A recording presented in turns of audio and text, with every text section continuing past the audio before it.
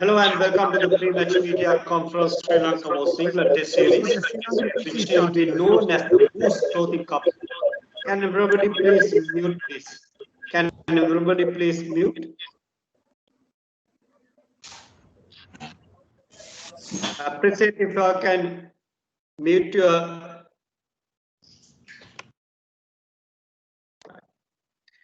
Hello and welcome to the pre-match media conference of Sri Lanka was England Test Series, which is expected to start tomorrow and will be known as the Boost Clothing Cup powered by the RAS.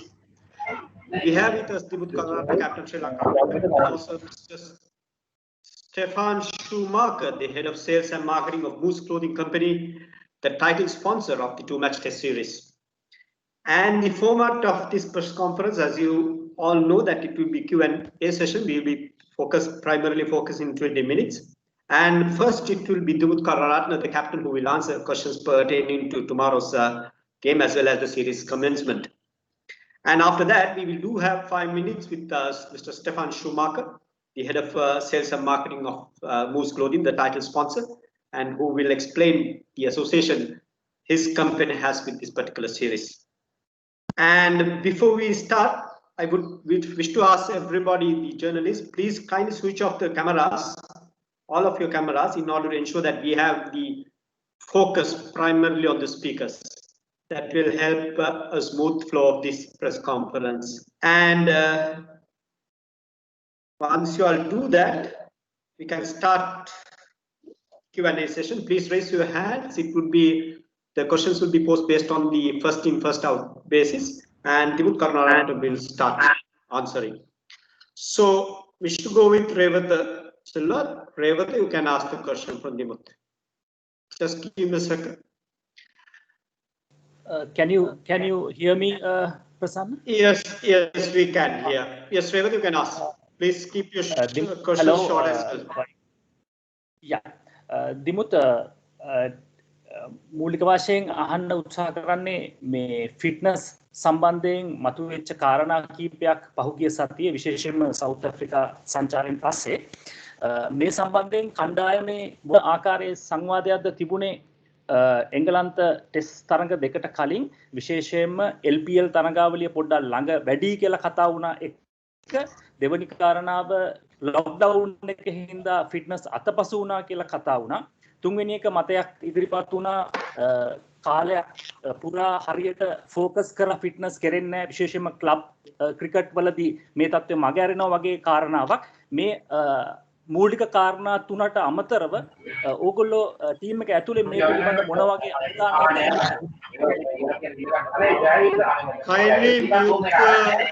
kindly mute yourself please. ප්‍රශ්න මට පොඩ්ඩක් කියන්න මට ඒක ඇහුන්නේ නැහැ මට පොඩ්ඩක් Yeah, Revata, keep the questions short and please do. Yeah. Yes, we can. Yes. අන්තිම ප්‍රශ්නේ. Last question. කෙටියෙන් අහන්නම් ෆිට්නස් සම්බන්ධයෙන් මතුවලා තියෙන ගැටලුව ගැන විශේෂයෙන්ම දකුණු අප්‍රිකානු සංචාරයෙන් පස්සේ කණ්ඩායම ඇතුලේ මොන වගේ සංවාදයක්ද අද වෙනකොට තිබෙන්නේ එළඹෙන එංගලන්ත සංචාරයට කලින් ඇත්තට මේම ෆිට්නස් කියන්නේ ක්‍රිකට් වල මේන් පාර්ට් එකක්. ඉතින් මම හිතන්නේ ඒක අනිවාර්යයෙන්ම තිබිය යුතු දෙයක්.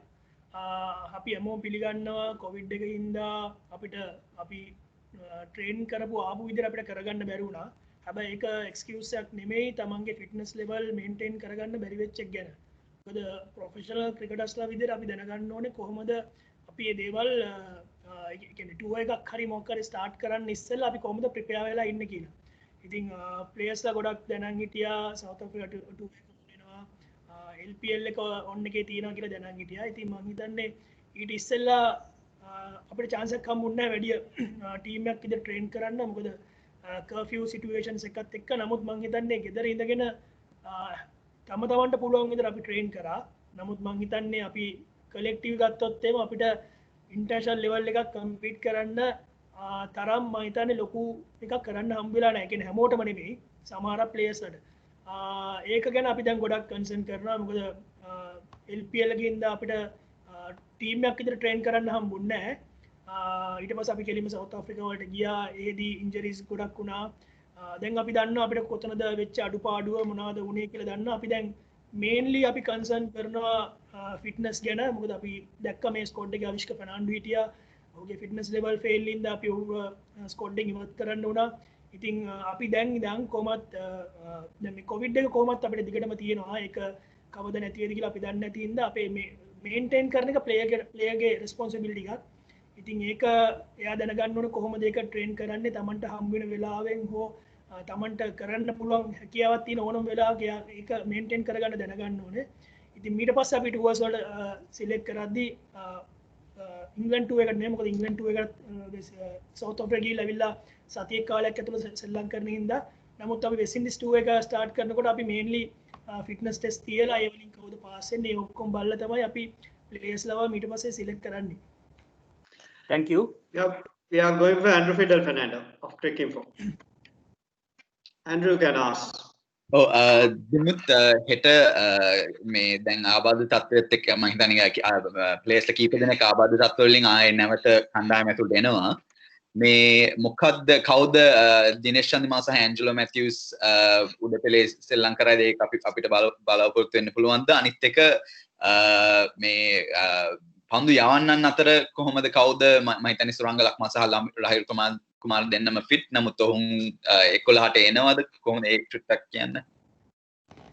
ඔව් අනිවාර්යයෙන්ම ඇන්ජලෝ මැතිව්ස්යි චන්දිමාලුයි කණ්ඩායමට එකතු වෙනවා.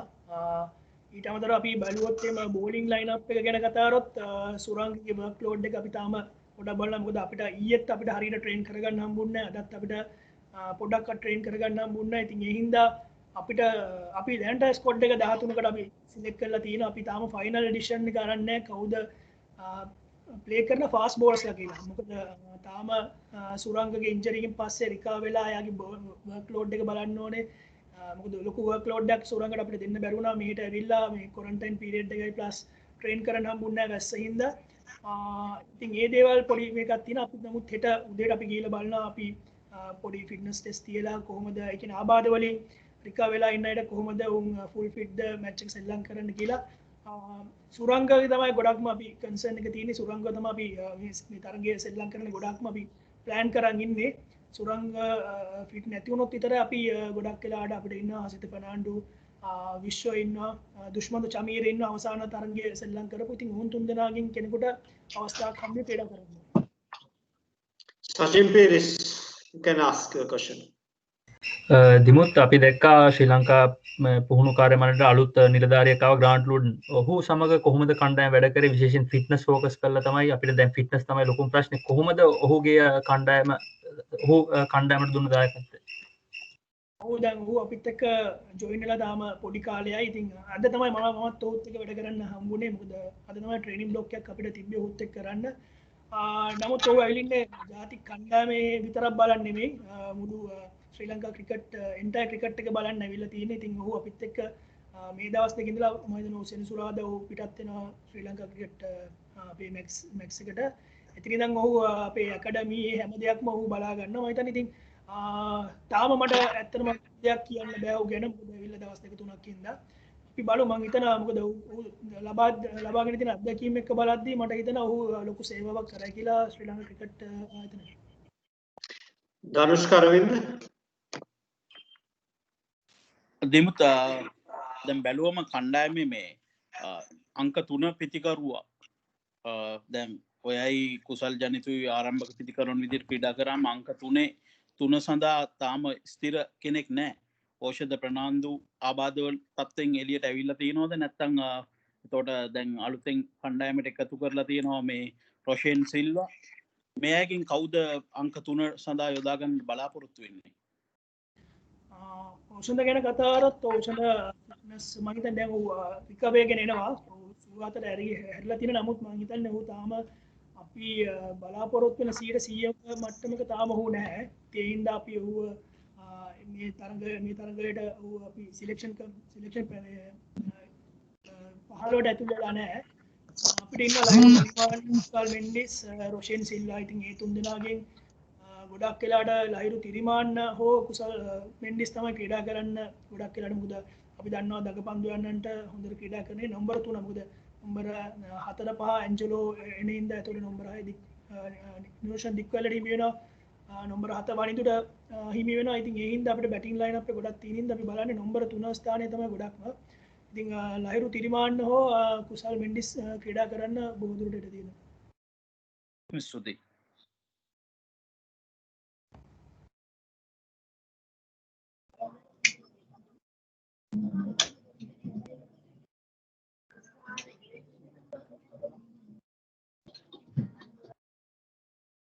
Prasanna, you on mute.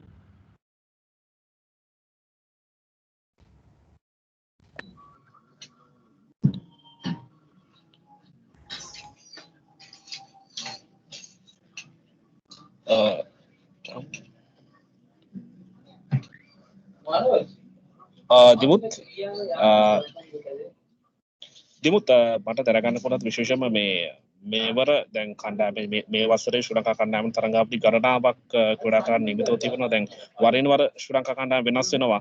විවිධ ක්‍රීඩකයෝ අපිට තාම ස්ථාවර ශ්‍රී ලංකා කණ්ඩායමක් හදාගන්න බැරි තත්ත්වයක් තියෙනවා. මේ අවුරුදු තරඟාවලි ගණනාවක් තියෙද ඔයගොල්ලන්ට දිගු කාලීන සැලැස්මක් තියනවාද මේ ඉදිරි මේ තරඟාවලි විතරක් නෙමෙයි ඉදිරියේ තියෙන තරඟාවලි ගණනාවට අපි ස්ථාවර කණ්ඩායමක් හදාගන්න?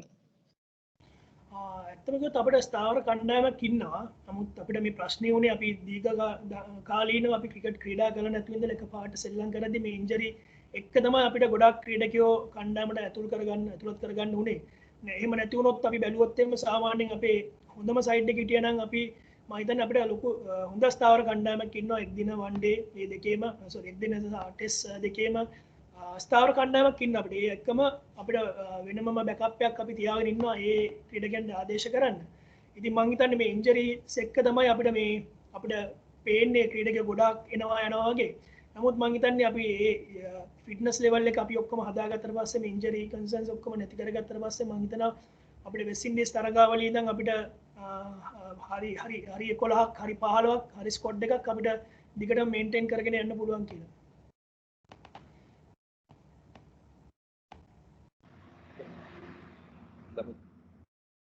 Prasanna, you're on mute.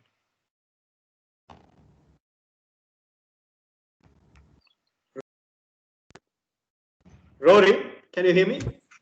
Yeah. Yes, You can ask your question, please. thank you. Dimuth, can you tell us, last time England were in Sri Lanka, they had Adil Rashid and Moeen Ali playing as well. This time they have a much less experienced spin bowling attack. Do you think England's spin bowling is not quite as dangerous as it was in 2018? I don't think like that, because if you take Leach is there, he's the man who does lots of work in the last series, and even the Moeen Ali in the squad, unfortunately he couldn't play the series. But yeah, Dombes, he done a good job for England. So we never underestimate their bowlers. We always knew what capable of their bowling lineup. So we just want to play our. We knew how the conditions are. So we have a few plans against them, because they played in here before the last time they played a practice game. We have footage and everything. So we have a few ideas about them, and we are trying to play our normal game, fearless game, and we learned lots of things from the past series, and we are not going to do that mistake again. Gamit Veerasinghe, you can ask your question. ඉමුත් අපි south Africa කණ්ඩායමත් එක්ක තරඟ දෙකක් ක්‍රීඩා කරලා එන එක, ඒ වගේම එංගලන්ත කණ්ඩායම ක්‍රීඩා කරලා නැතිව එන එකෙන් අපිට ඇඩ්වාන්ටේජ් එකක් වෙනවා කියලා ඔබ හිතනවාද? ඒ වගේම උන්ගේ මේන් ප්ලේයර්ස්ලා කීප දෙනෙක් නැති එකත් එක්ක අපේ 100ක් වගේ ප්ලේයර්ස්ලා දැන් ඉන්ජරි ෆ්‍රී හින්දා ඒ ඇඩ්වාන්ටේජ් එක තියෙනවා කියලා ඔබ හිතනවාද? අපි ගත්තොත් එම උන්ගේ අන්තිම සීරීස් එකේ අපිත් එක්ක ක්‍රීඩා කරපු කණ්ඩායමෙන් මම හිතන්නේ අපි ගත්තොත් බෙන් ස්ටෝක් උන්ගේ කණ්ඩායම නෑ, ජෙනින්ස් කණ්ඩායම නෑ. ඉතින් මම හිතන්නේ ජෙනින්ස් ඊයේ පාර ශතකයක් ලබා ගත්ත ක්‍රීඩකයෙක්. ඒ වගේම බෙන් ස්ටෝක් තමයි උන්ගේ ටීම් එක බැලන්ස් කරේ ගොඩක් වෙලාවට. ඉතින් උන් දෙදෙනා නෑ. ඉතින් මම හිතන්නේ අපිට ඇත්තටම බැලුවොත් එම මේ කණ්ඩායමත් එක්ක අපිට ලොකු වාසිදායක තත්ත්වයක් තියෙනවා. අලුත් ප්ලේයර්ස්ලා ටිකක් සෙල්ලම් කරන්නේ උන්ගේ. අනිත් එක මේ කන්ඩිෂන්ස් වල වැඩිය ක්‍රීඩා කරපු නැති කට්ටිය එක්ස්පීරියන්ස් එකක් නැහැ. නමුත් එහෙම කියලා අපි ඒක සෑහලුවට ගන්න නරකයි. ඉතින් අපි දැනගන්න ඕනේ කොහොමද මොකද ඔවුන් ඇවිල්ලා නිකන් ක්‍රීඩා කරලා යන්නේ. ඔවුන් මම දන්නවා මේ ඇවිල්ලා ගොඩක් ප්‍රිපෙයාර් වෙනවා. අපි දැක්කා ඔවුන් ප්‍රිපෙයාර් වෙන විදිය. අනිත් එක ඔවුන් ඉන්ටර්නැෂනල් ක්‍රිකට් ක්‍රීඩා කරා මම හිතන්නේ දිගටම කියන්නේ කොවිඩ් එකෙන් පස්සේ ඔවුන් තමයි පටන් ගත්තේ. ඔවුන් දිගටම ටෙස්ට් මැචස් ක්‍රීඩා කරා. ඉතින් ඔවුන්ට ඒ ෆිට්නස් ලෙවල්ස් ඒව ටික එහෙමම තියෙනවා. අපි තමයි එකපාරට දැන් අපි සවුත් අප්‍රිකාව වලදී තමයි ටෙස්ට් තරග දෙකක් ක්‍රීඩා කරේ. ඊට පස්සේ අපිට ඉන්ජරි කන්සර්න්ස් හින්දා අපිට ප්ලේයර්ස්ලා අහිමි වෙනවා. ඉතින් නැවත වරක් කණ්ඩායම ටීම් එකේ කීප දෙනෙක් ඇවිල්ලා ඒනොට අපේ ෆුල් ස්ට්‍රෙන්ත් එක නෙමෙයි තාම තියෙන්නේ. නමුත් අපිට මම හිතන්නේ අපේ හෝම් ඇඩ්වාන්ටේජ් එක අපිට හැමතිස්සෙම තියෙනවා. ඉතින් ඒක යූස් කරගෙන කොහොමද මේ කණ්ඩායමත් එක්ක ක්‍රීඩා කරන්නේ ඔවුන්ගේ පිතිකරුවන් දරවා ගන්න කොහොමද කියලා අපි හැමෝම දැන් පොඩි ප්ලෑන් එකක් හදාගෙන ඉන්නවා. ඉතින් අපි බලාපොරොත්තු වෙනවා ඒ අනුව හොඳින් ක්‍රීඩා කරන්න. Craig, you can ask. Dimuth දැන් අපි දන්නවා සාමාන්‍යයෙන් ගාල්ල ක්‍රීඩාංගණයේ කාසිය වාසිය දින්නොත් බොහෝ විට පළවෙනියට පන්දුවට පහර දීම තමයි කරන්නේ. හදිසියවත් Viduranga, you will have to switch off your camera. හරි. හදිසිය හරිය පළවෙනියට පන්දු යවන්න සිදු වුණොත් වේග පන්දු යවන්නන් විශේෂඥ වේග පන්දු යවන්නන් දෙදෙනෙක් ඉඳීම වැදගත්ද නැත්නම් වෙන ප්ලෑන් එකක් තියෙනවද? ඔව් අනිවාර්යයෙන්ම අපේ කණ්ඩායමේ වේග පන්දු යවන්නේ දෙදෙනෙක් ක්‍රීඩා කරනවා. මම හිතන්නේ ගොඩක් වෙලාවට අපිට දසුන් චානකට අවස්ථාවක් තියෙනවා. ඉතින් ඔහු ඕල් රවුන්ඩර් කෙනෙක් විදිහට තමයි කණ්ඩායමේ ක්‍රීඩා කරන්නේ. ෆාස්ට් බෝලින් ඕල් රවුන්ඩර් කෙනෙක් විදිහට. ඒට අමතරව තමයි සුරංග ලක්මාල් හෝ විශ්ව හසිත ෆර්නාන්ඩෝ ඒ තුන්දෙනාගෙන් කෙනෙක්ට අවස්ථාවක් හම්බ වෙන්නේ. ඉතින් මොකද අපි දැක්කා දසුන් ගොඩක් හොඳින් ක්‍රීඩා පන්දු යවුවා සවුත් අප්‍රිකාව වල. ඉතින් ඒ වගේම ඔහු පිටිකරණයෙන් දක්ෂතාව දැක්වුවා. අපිට මෙහි ගොඩක් වෙලාවට අපිට ස්පින් එකකින් යන හින්දා ඒ වගේම අපිට කණ්ඩායම ඔබ කිව්වාගේ ටොස් එක පෙරදුනොත් නිකන් හරි අපිට වේගමන් හින්දා අපිට බැලන්ස් එක අපිට දසුන්ගෙන් ගන්න පුළුවන්. ඒ වගේම ටීම් එකේ බැටින් ලයින් අප් එක තව ටිකක් අපිට ස්ට්‍රෝං වෙනවා. ඉතින් ඒකත් එක්ක දසුන් අනිවාර්යයෙන්ම ක්‍රීඩා කරන කණ්ඩායම. ඉතින් මම හිතන්නේ එතන ඒ අඩුපාඩුව දසුන්ගෙන් අපිට පුරව ගන්න පුළුවන් කියලා. Andrew Fidel, you can ask the question, please. Andrew. Batting පැත්තෙන් මම හිතන්නේ ඔයා හොඳ තත්ත්වයක ඉන්නවා. නමුත් කණ්ඩායම දැන් ජොහානස්බර්ග් වගේ පිච් එකකින් මෙහෙට එනවා කියන්නේ ගොඩක් අමාරු දෙයක්. මම හිතන්නේ මේ දවස්වල මේ වර්ෂාව හින්දා මේ ට්‍රේනින් වලටත් බාධා වුණා. කොච්චර අභියෝගයක්ද මේ කොයි වගේ දේවල්ද ටීම් එක ඇතුලේ කතා කරන්නේ? ආයේ ලංකාවේ මම හිතන්නේ අවුරුදු 2කමාරක් වගේ සෙල්ලම් කරලා නැහැ. ආයේ මේ කන්ඩිෂන්ස් වලට ඇඩ්ජස්ට් වෙන්නේ කොහොමද කරන්නේ ඒක? මම හිතන්නේ ඇන්ඩ්‍රොයි මේ ලංකාවේ ක්‍රීඩා කරන එක කියන්නේ ගොඩක් අමාරුයි. මොකද කියන්නේ ඇත්තටම ගොඩක් අමාරුයි. නමුත් අපි ක්‍රිකට් පටන් ගත්ත කාලේ ඉඳන් දැන් වෙනකන් අපි ලංකාවේ තුල තමයි ගොඩක් ක්‍රීඩා කරලා තියෙන්නේ. ඉතින් මම හිතන්නේ අපි මාසෙක කාලයක් රටින් පිට හිටියා කියලා නැවත එනකොට අපිට මේ කන්ඩිෂන්ස් අමාරු වෙන්න හේතුවක් තියෙයි කියලා. ඇත්තටම කිව්වොත් ගොඩ කාලෙකින් ගොඩක් කට්ටිය ක්‍රීඩා කළා නමුත් ඩොමෙස්ටික් එකක් අපි සෙල්ලම් කරා. ඒ වගේම LPL එක සෙල්ලම් කරා. ඉතින් මේ අපේ කන්ඩිෂන්ස් එක තමයි අපේ කට්ටිය ගොඩක් වෙලාවට සෙල්ලම් කරේ. ඉතින් මම හිතන්නේ සවුත් අප්‍රිකාවේ මේ ඩයිලල ගොඩක් ලොකු අභියෝගයක් වෙයි කියලා. එහෙම වෙනවා නම් මම හිතන්නේ ඒක ප්ලේයර්ස්ලාගේ අතේ ප්‍රශ්නයක් තියෙන්නේ ප්‍රිපෙයාර් වෙලා නැති එක. ඉතින් මම නම් දකින්නේ අනිවාර්යයෙන්ම පොඩි කාලේ ඉඳන් සෙල්ලම් කරපු මේ කන්ඩිෂන්ස් වල ඇවිල්ලා අපිට එක්ස්කියුස් එකක් දෙන්න බෑ. අපි එහෙ සෙල්ලම් කරලා ඇවිල්ලා මේ සෙල්ලම් කරන ඉඳන් අපිට සෙල්ලම් කරන්න බෑ කියලා. ඉතින් අනිවාර්යයෙන්ම දැනගත යුතුයි. අපි අනිවාර්යෙන් දන්නවා ගාල්ලේ ට්‍රැක් එක මොන වගේද, කොච්චර ස්පින් වෙනවද, කවදා මොන වගේ වෙලාවල් වලද ස්පින් වෙන්නේ, කවදින්ද ස්පින් වෙන්නේ කියලා. ඉතින් මේ හැමෝම දේවල් දැනගෙන ඉඳින්දා මම හිතනවා ඒක ප්‍රශ්නයක් කරගන්න නරකයි. ඒක එක්ස්කියුස් එකක් කරගන්න නරකයි. අපිට සෙල්ලම් කරගන්න හරියට බැරි වුණොත් එහෙම වුණා නම් ඒක ප්ලේයර්ගේ අතේ තියෙන වැරද්දක්. ඒක ප්ලේයර්ස්ලා ප්‍රිපෙයාර් වෙලා නැති එක කියලා තමයි මම හිතන්නේ. Nalin, you can ask the question. Yeah, Dimut, for the benefit of the English media, I thought I'll ask my question in English. By the way, just want to check now, we know the Sri Lankan tracks are basically spin-oriented tracks, but having said that, I can see that Englishmen have included about 6 seamers within them, and probability is there for the ball to, the wickets to have a little bit of moisture in the mornings and so because of the rain. So don't you think it's a good idea to have people like Kusal Mendis batting number 3 and followed by Lahiru Thiruman, because both of them play well against seam bowlers, averaging over 25. Kusal is over 35, and the other guy is over 25, I guess. What do you think of that scenario? I think if you take the past records, we can't predict the weather here. But if you take the past records, I think the first few hours, only first few hours are helping for the fast bowlers. Then with the breeze, sometimes it will reverse.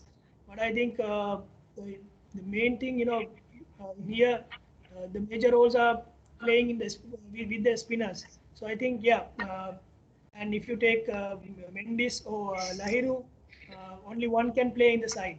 So I think it will have a good chance to play Thiri because he done well in South Africa. But we are not decided yet. Hopefully, because we don't have time to practice in here. But we'll decide it tomorrow because we still announced the 13-man squad. We didn't finalize the 11. But I think better to play the spin because it's gonna be a spin from the day one. It will be sure.